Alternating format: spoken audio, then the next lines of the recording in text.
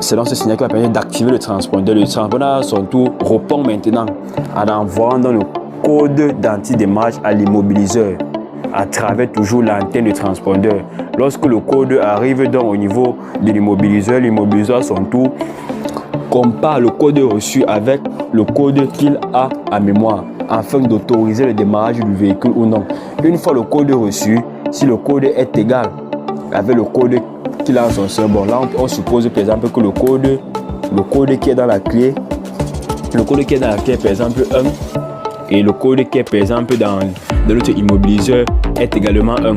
Bon, vous convenez donc avec moi que si le code reçu par l'immobiliseur est différent de 1, il va refuser le démarrage, et si le code est égal à 1, il va donc autoriser le démarrage. Du coup, si le code reçu est égal au code qu'il a en mémoire, il va donc autoriser le démarrage du véhicule. Quand il dit autoriser le démarrage du véhicule, il va donc envoyer donc l'alimentation au module, au calculateur moteur, puisque pour que le calculateur moteur puisse fonctionner, il a bien besoin de l'alimentation.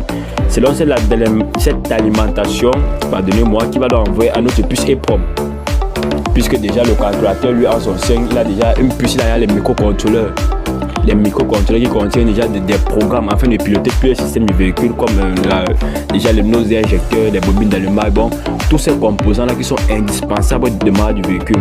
C'est donc uniquement lorsque le code est égal au code de la mémoire qui va donc envoyer donc maintenant ce signal là, bon, sous forme d'alimentation pour dire que bon, le code qui est reçu est bien égal au code de la clé. Du coup, il va donc maintenant donc envoyer donc maintenant le calculateur se trouve en même temps piloter maintenant les injecteurs afin de permettre le démarrage du véhicule. Et si le code reçu donc par l'immobiliseur était donc différent du code de la clé, il va donc intégrer le démarrage du véhicule. Du coup, le CU ne doit pas recevoir cette alimentation là pour que lui-même à son tour qu'il puisse donc piloter les autres systèmes du véhicule. Déjà le système d'anti-démarrage, comment déjà savoir que votre système d'anti-démarrage de votre véhicule est défectueux? Déjà au niveau de votre tableau de bord, vous allez constater plusieurs voyants. Oui, il y a déjà les voyants qui vont s'afficher, voyants d'anti-démarrage, et ces voyants-là diffèrent en fonction des véhicules. Ça peut être soit une petite voiture avec un cadenas. Bon, toutes ces informations-là diffèrent en fonction des véhicules. Vous avoir peut-être votre volant peut être bloqué. Déjà, vous devez comprendre qu'il y a plusieurs types de clés.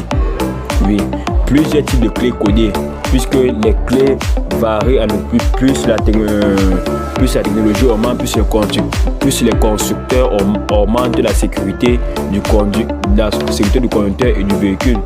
Donc, il y a plusieurs types